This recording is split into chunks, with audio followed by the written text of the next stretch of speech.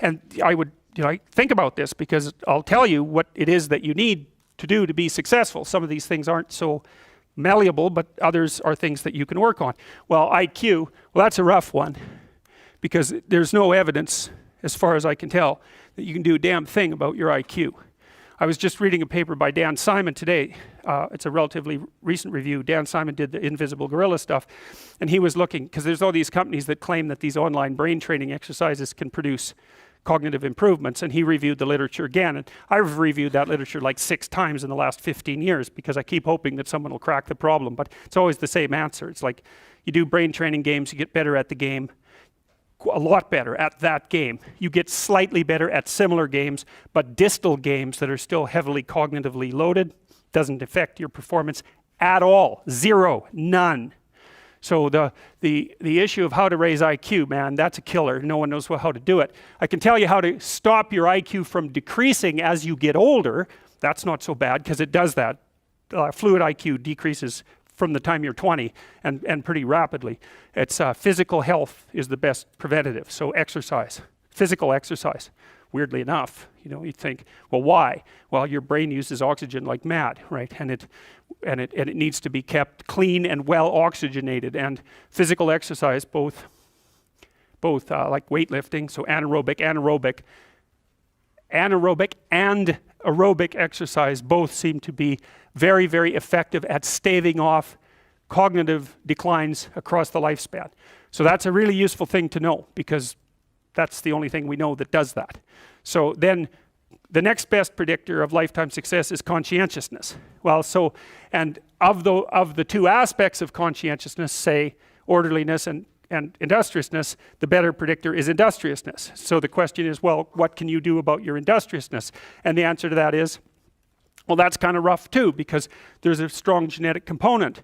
But you can work on micro habits with regards to your conscientiousness. And I think the best micro habits, this is partly to do with this future authoring program processes, I think the best thing you can do with regards to your conscientiousness is to set up some aims for yourself, goals that you actually value.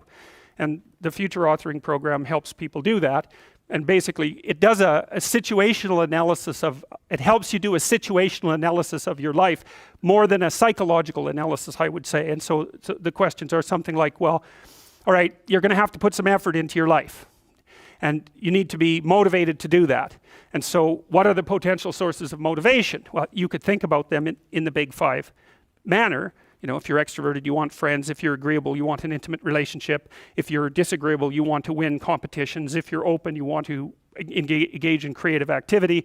If you're high in neuroticism, you want security. Okay, so those are all sources of potential motivation that you could draw on, that you could tailor to your own, your own personality. But then there are dimensions that you want to consider your life across. And so we ask people about, well, if you could have your life the way you wanted it in 3 to 5 years, if you were taking care of yourself properly, what would you want from your friendships? What would you want from your intimate relationship? How would you like to structure your family? What do you want for your career? Well, how are you going to use your time outside of your job? And how are you going to regulate your mental and physical health, and maybe also your drug and alcohol use? Because that's a good place to auger down, because alcoholism, for example, wipes out, 5 to 10% of people. So you want to keep that under control. And then so maybe you develop a vision of what you would like your life to be, and that associates the goal. Well, once the goal is established, and then you break down the goal into micro processes that you can implement. The micro processes become rewarding in proportion, in relation to their causal association with the goal, and that tangles in your incentive reward system. We talked about the dopaminergic incentive reward system, and that's the thing that keeps you moving forward. And the way it works is that it works better if it produces positive emotion when it can see you moving towards a valued goal. Okay, well, what's the implication of that? Better have a valued goal, because otherwise you can't get any positive motivation working out. And so the more valuable the goal, in principle, the more the micro processes associated with that goal start to take on a positive charge. And so what that means is, well, you get up in the morning and you're excited about the day, you're ready to go. And so as far as I can tell, what you do is you specify your long-term ideal. Maybe you also specify a place you want to stay the hell away from, so that you're terrified to fail as well as excited about succeeding, because that's also useful. You specify your goal. You do that in some sense as a unique individual. You want to specify goals that make you say, oh, if that could happen as a consequence of my efforts, it would clearly be worthwhile. Because the question always is, why do something? Because doing nothing is easy. You just sit there and you don't do anything. That's real easy. The question is, why would you ever do anything? And the answer to that has to be because you've determined by some means that it's worthwhile. And then the next question might be, well, where should you look for worthwhile things? And one would be, well, you could consult your own temperament. And the other would be, well, you kind of look at what it is that people accrue that's valuable across the lifespan. So you do a structural analysis of the subcomponents of human existence, and I already did that. You need a family, you need friends. Like, you don't need to have all these things, but you better have most of them. Family, friends, career, educational goals, plans for, time outside of work, attention to your mental and physical health, etc. That's what life is about. And if you don't have any of those things, well, then all you've got left is misery and suffering. So that's a bad deal for you. So once you set up that goal structure, let's say, and that's really in many ways that's what you should be doing at university. That's exactly what you should be doing, is trying to figure out who it is that you're trying to be, right? And you aim at that, and then you use everything you learn as a means of building that person that you want to be. And I really mean want to be. I don't mean should be, even those things are going to overlap. And it's important to distinguish between those, because that's partly, and this is back down to the micro-routine analysis. So as I was saying, well, you're going to try to make yourself more industrious. Okay, number one, specify your damn goals, because how are you going to hit something if you don't know what it is? That isn't going to happen. And often people won't specify their goals too, because they don't like to specify conditions for failure. So if you keep yourself all vague and foggy, which is real easy, because that's just a matter of not doing as well, then you don't know when you fail. And people might say, well, I really don't want to know when I fail because that's painful. So I'll keep myself blind about when I fail. That's fine, except you'll fail all the time then. You just won't know it until you've failed so badly that you're done. And that can easily happen by the time you're 40. So I would recommend that you don't let that happen. So that's willful blindness, right? You could have known, but you chose not to. Okay, so once you get your goal structure set up, you think, okay, if I could have this life, it looks like that might be worth living, despite the fact that it's going to be, anxiety provoking and threatening, and there's going to be some suffering and loss involved and all of that. Obviously, the goal is to have a vision for your life such that, all things considered, that justifies your effort.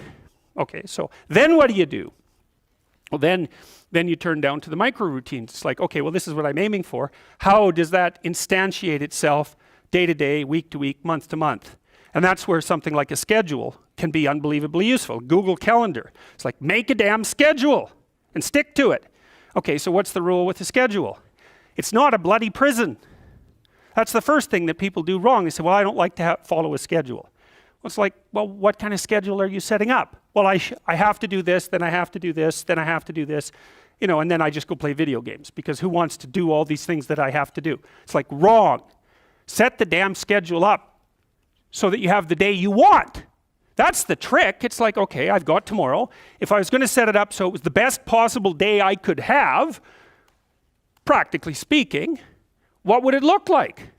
Well, then you schedule that. And obviously there's a bit of responsibility that's going to go along with that, because if you have any sense, one of the things that you're going to insist upon is that at the end of the day, you're not in worse shape than you were than at the beginning of the day, right? Because that's a stupid day. If you have a bunch of those in a row, you just dig yourself a hole and then you bury yourself in it. It's like, sorry, that's just not a good strategy. It's a bad strategy. So maybe 20% of your day has to be responsibility and obligation, or maybe it's more than that, depending on how far behind you are. But even that, you can ask yourself, okay, well, I've got these responsibilities. I have to schedule the damn things in. What's the right ratio of responsibility to reward? And you can ask yourself that, just like you'd negotiate with someone who is working for you. It's like, okay, you got to work tomorrow. Okay, so I want you to work tomorrow. And you might say, okay, well, what are you going to do for me that makes it likely that I'll work for you? Well, you could ask yourself that, you know. So maybe you do an hour of responsibility and then you play a video game for 15 minutes. I don't know, whatever turns your crank, man. But, you know, you have to negotiate with yourself and not tyrannize yourself.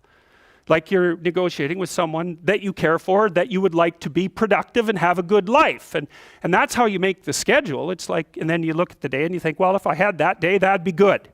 Great.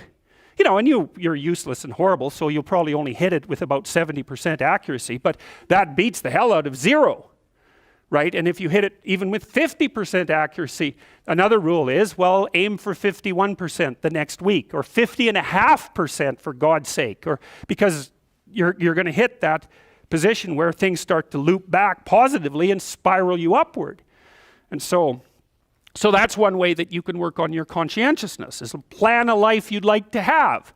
And you do that partly by referring to social norms. That's more or less rescuing your father from the belly of the whale. But the other way you do that is by having a little conversation with yourself about, as if you don't really know who you are, because you know what you're like. You won't do what you're told. You won't do what you tell yourself to do.